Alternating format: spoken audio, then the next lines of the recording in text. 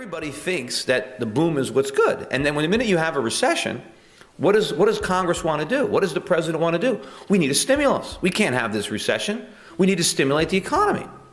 Well, they don't understand it. The stimulus is why we have a recession.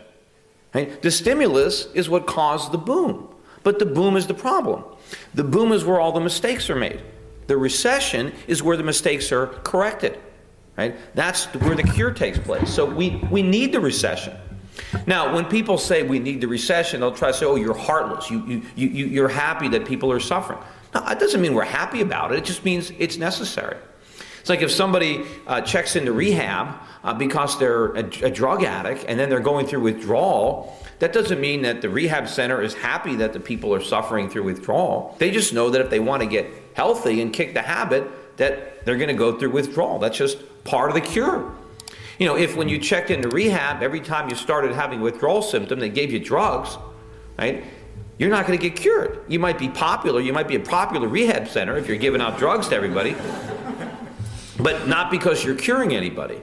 And so what happens is the minute the narcotic of the cheap money begins to wear off, right, and we realize the mistakes that we made, people are like, you know, I can't believe I bought that condo. You know, I can't believe, you know, how did I buy that internet stock? You don't see this when it's the mania, but the interest rates eventually rise and the mistakes. And so what happens during the recession is the market tries to correct all these imbalances because during the boom, resources are misallocated. Capital, labor, right, is misallocated.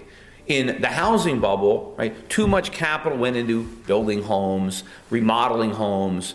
Too many people were buying all sorts of furnishings for their homes, buying cars based on home equity loans. Too many people were working in the mortgage industry, in the finance industry. There were, you know, people had jobs where they shouldn't have gone. Because the whole idea behind an economy is to allocate the resources, which include labor, but capital and land, in a way to maximize productivity, to maximize our enjoyment and our utility from these resources so that we can have a rising standard of living.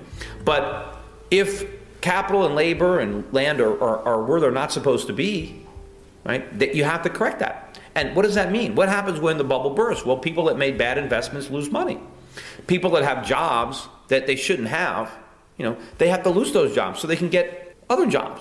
You see, a lot of times in Washington, people don't differentiate between jobs. They just think as long as people have a job, it's okay, right? If somebody has a job digging a ditch and someone else has a job filling it back up, as far as Washington is concerned, they're both employed. But they're employed doing what? What do you have to show for the labor? Nothing. You know, you filled the hole in the ground. You have exactly what you had before they started. We don't want jobs because we want jobs. Jobs are not an ends. Jobs are a means. What people want when they have a job is they want all the things that they can buy with their paychecks. But you can only buy stuff if something is produced. So people have to be employed productively. That's the key. You know, in the old Soviet Union, you know, before it collapsed, one of the things they used to brag about is that they had no unemployment. They would tell their citizens, look at these Americans, they have all this unemployment, but nobody in Russia is unemployed. Of course, yeah, everybody worked for the government. Everybody had a job. But, you know, they had to wait in line for 6 hours to buy some bread or whatever, because nobody was baking bread. Everybody was working for the government. And so if no one is producing anything, then your salary doesn't have any value, because that's just money. You can print money all you want. You know, that's not the solution. I mean, a lot of people now talk about the fact that we don't have enough demand. Right? You hear all the Keynesians are saying that the problem with the economy is that Americans are broke. They have big mortgage debt. They have car loans. They have student loans. So they don't have any money.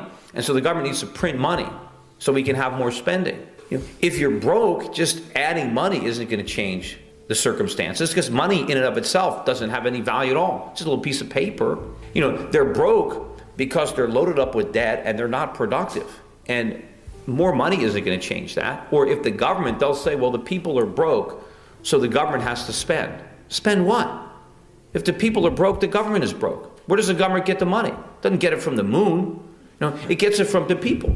So if the people are too broke to spend, the government's too broke to spend, because the government has to tax them to get the money. Before we continue, help us clicking that YouTube like button and subscribe now to our channel. This shows the algorithm that you valued this information. And it helps us spread that message. Sharing is caring.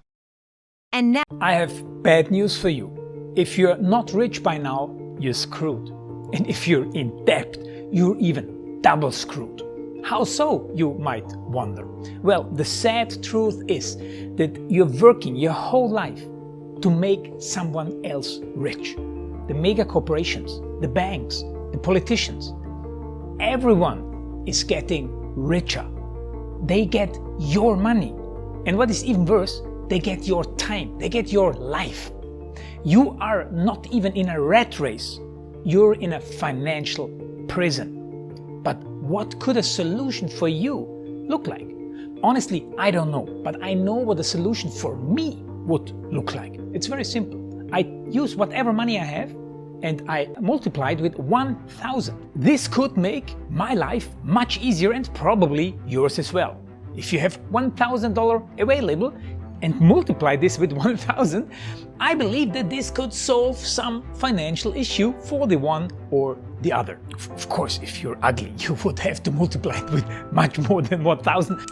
My name is Markus Dahn, and this is what I decided to do. I decided to 1000x my money. This is not a joke. I know what you may be thinking. What is this guy talking about? How should this work? This is not possible. Well, I made a detailed video where I laid out my plan. And some clever folks might even want to look at this plan and copy it and do exactly what I do. This is just a little hint on the side. You have two options. You leave, you forget what you have seen. You do whatever you're doing and you hope that somehow you get some other results. Good luck with that.